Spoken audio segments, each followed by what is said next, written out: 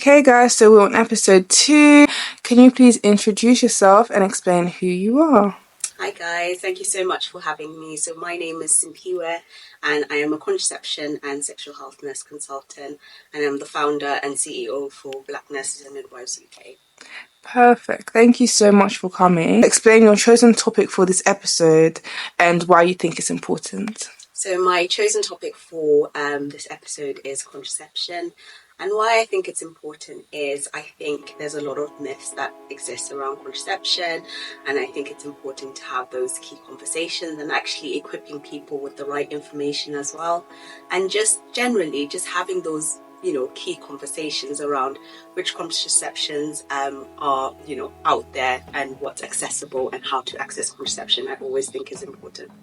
Perfect. So I just want to ask, what interested you to go into sexual health nursing to begin with? So I guess I was exposed to contraception and sexual health from a young age. So my mom is actually a nurse by background and midwife, and has worked in sexual and reproductive health for a long time. So in South Africa, she used to do a lot of maternity care services for women with HIV. So I feel like I was exposed to it from early on, and that sort of developed my interest in it. So when I qualified, I imminently knew that I wasn't really interested in working in acute care, although I still think it's great to gain that experience, consolidate that learning, but I definitely had more interest in sexual and reproductive health. So can you just explain the importance of contraception and information that people do not know about? So I guess one thing I always say is that not one contraception fits all. So all methods of contraception, yes, are there, but obviously there might be contraceptions that are not suitable for yourself, or you don't want to try a particular method. But if you're able to use a particular method, then try it, and always try it for at least 3 months, just because we know with any contraception, it can take a long time for it to settle. And, often people are saying, oh, my mom's used it and she didn't have a great experience, or my friend said this. But remember that you can try it and it can be absolutely fine. And it's all about you actually trying it for a specific amount of time. If it doesn't suit you, you can always change. Perfect. Thank you so much. I also just want to ask, do you think that there's enough support and information out there in the community in regards to contraception? So I guess it's a big question, but there is information out there, but I think sometimes accessing that information might be a bit harder. So I think nowadays, it's great. We've got social media, we've got obviously TikTok, Instagram, and all these different platforms, but there are a lot of women who are not on these platforms, and we need to also think of other ways to engage with these women. So I think there is obviously information out there, but it's also having that information, but actually having that person that you ask questions about, about concerns that you may have about a particular method. So I think your information needs to be tailored for individual needs. So there can be generic information, but it's important to have that person that you speak to, and any concerns that you may want to raise is also pertinent too. Perfect. So just going to end this off. Actually, no, I lied. There's 2 more questions. So advice that you would give to somebody watching this about your chosen topic? So I think always go to either sexual health clinic, GP, wherever you like to access your contraception from, and always have key questions. Do research yourself. It's important to be equipped and have the right questions, and remember that ask all the questions. There's no question that's a silly question. So I guess in terms of that background that you do, then you'll be able to ask the key questions pertaining to yourself. If you try something and it doesn't suit you, go back. And if it still doesn't suit you, go back again. It's important to express your concerns. And if somebody's dismissing you, always ask for a second opinion. And you can see somebody else. Remember, you can always ask to see somebody else.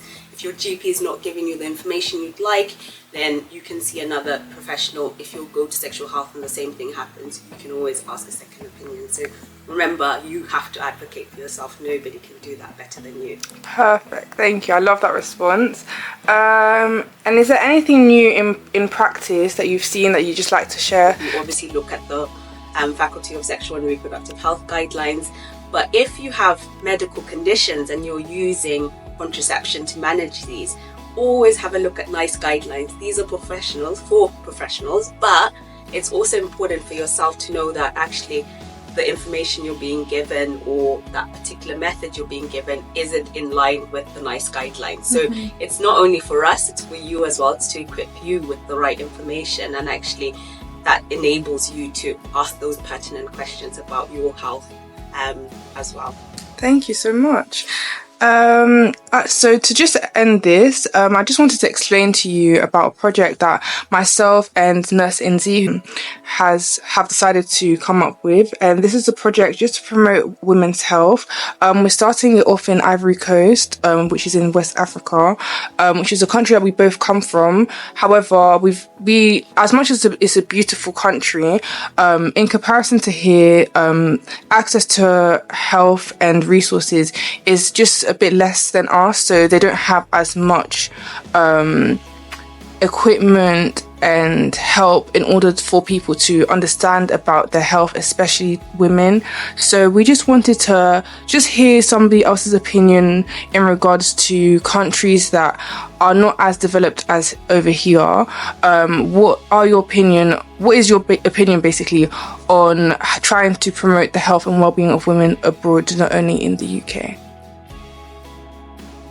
Support them this so we can be a helping hand to those who might need it. We really did think about what we wanted to do and exactly where we wanted it to be located in, and I think when we came to the agreement that Ivory Coast would be the best, absolutely. Our main goal is to promote women's health in Ivory Coast, from gynecological issues to educating women. I think it's an amazing charity that will do so much good. Ce projet est très valorisant pour la population ivoirienne et c'est un projet porteur de bonnes idées.